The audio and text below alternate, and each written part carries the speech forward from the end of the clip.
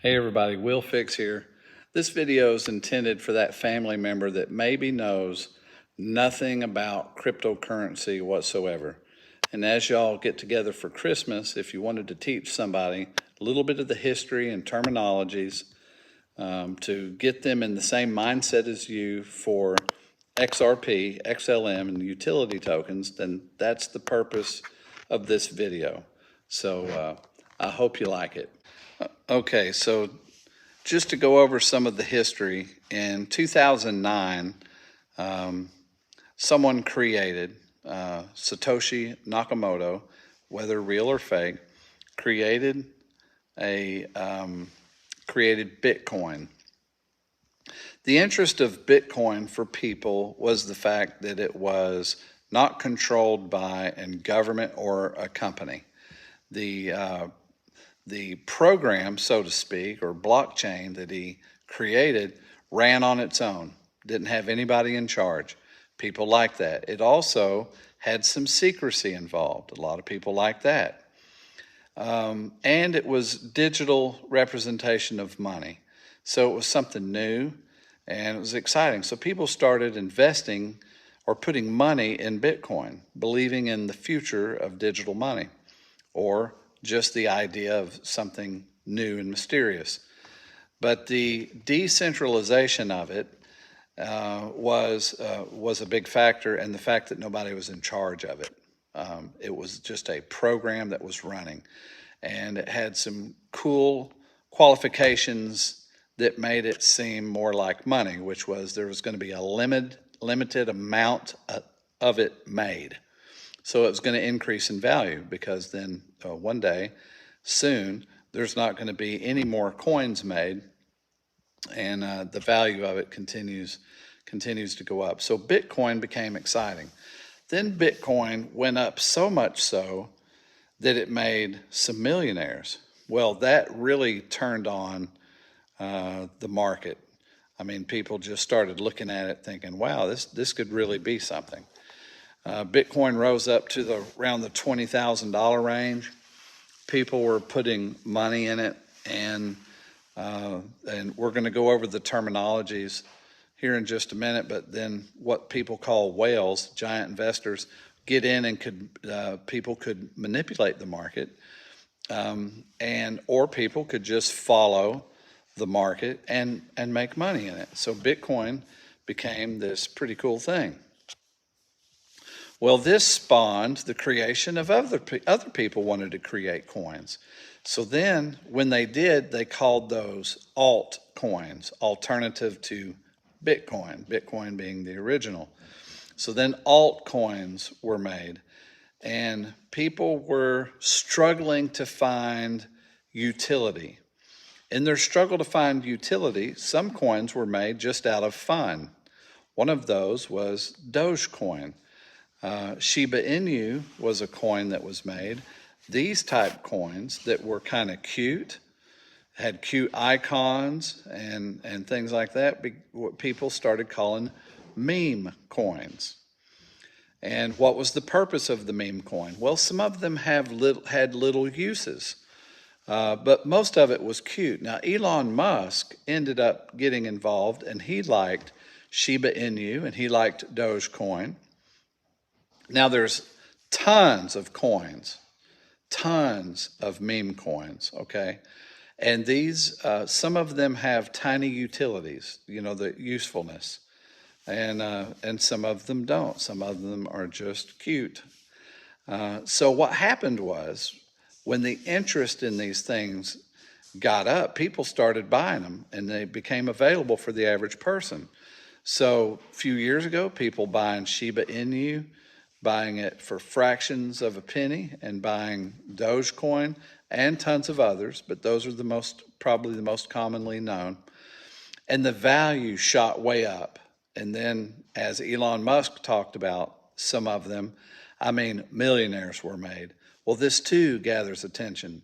So then you see where on common platforms like Robinhood and some other platforms, I won't edit that out.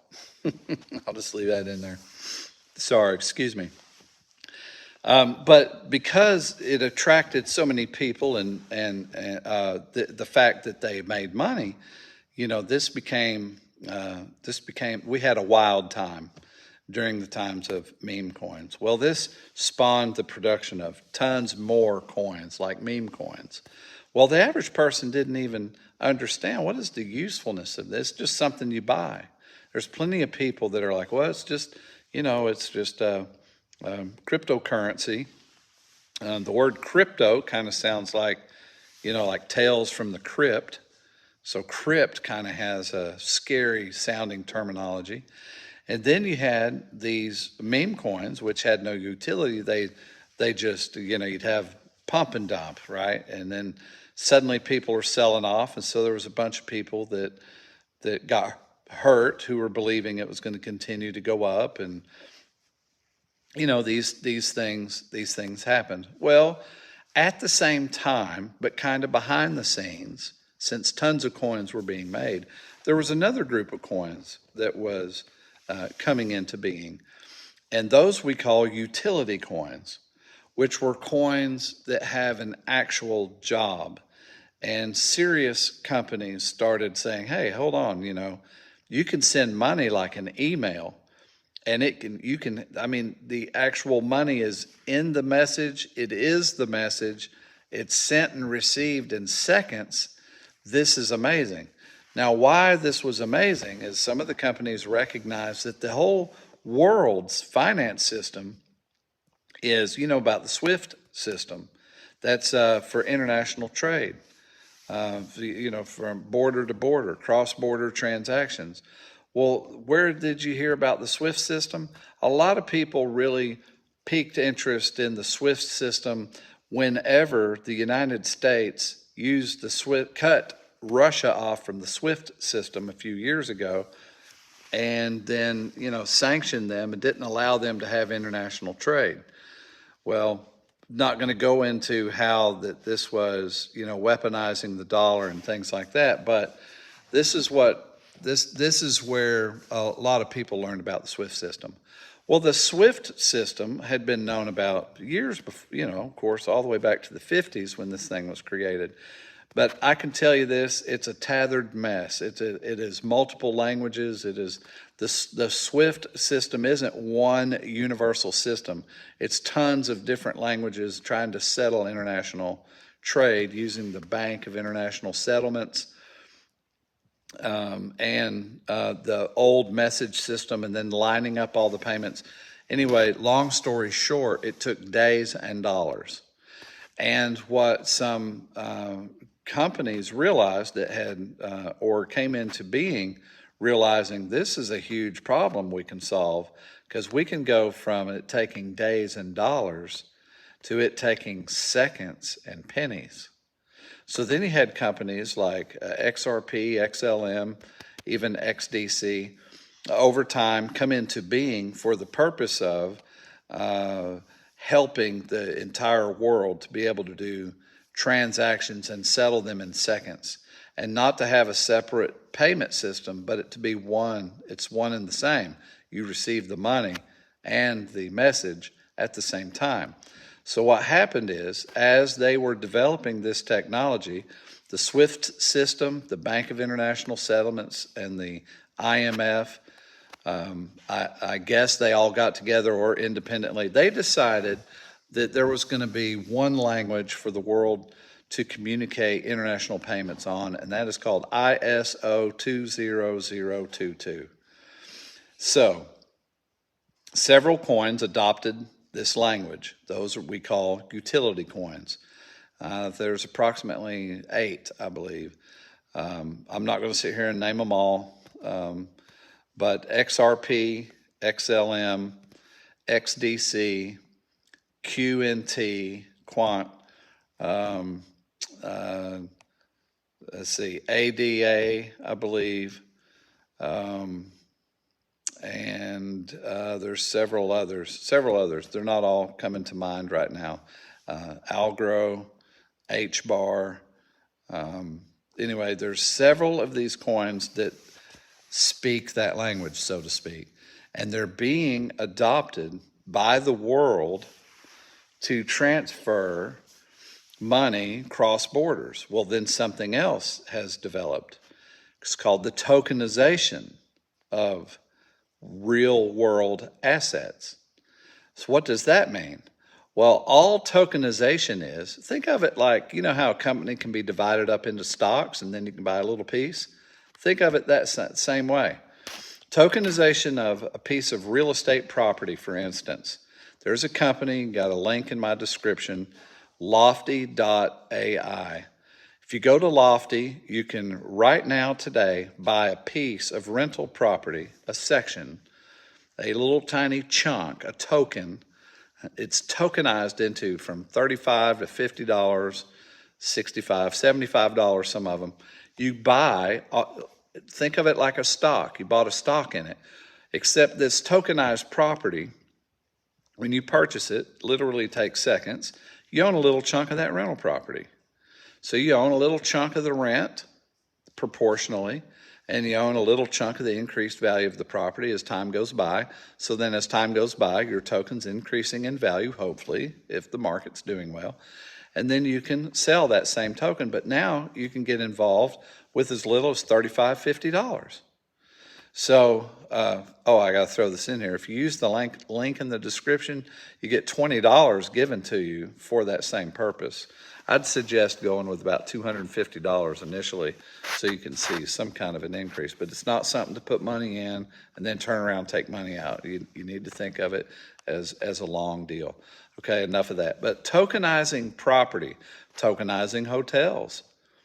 They're talking about tokenizing the stock market. So when you tokenize something, you're bypassing a lot of rules that need to, if a company goes public, it's pretty complicated to take a company public to get listed on stock exchange. But to tokenize something, that doesn't take much work at all. So the Internet of Things and the value of things, being able to tokenize something, just simplifies the process of owning something or a portion of something. Think of a piece of artwork. What if they tokenized the Mona Lisa? What if you could own, a $100 piece of the Mona Lisa? Now, here's what's cool about that. If you're a art gallery and you own the Mona Lisa, you could tokenize 40% of it. Well, it's still hanging on your wall. You still own it. But you give other people the opportunity to trade in 40% of that. And as the value of that goes up and gets traded, people would make money. And then they have the extra added benefit of thinking, man, I own a piece of the Mona Lisa.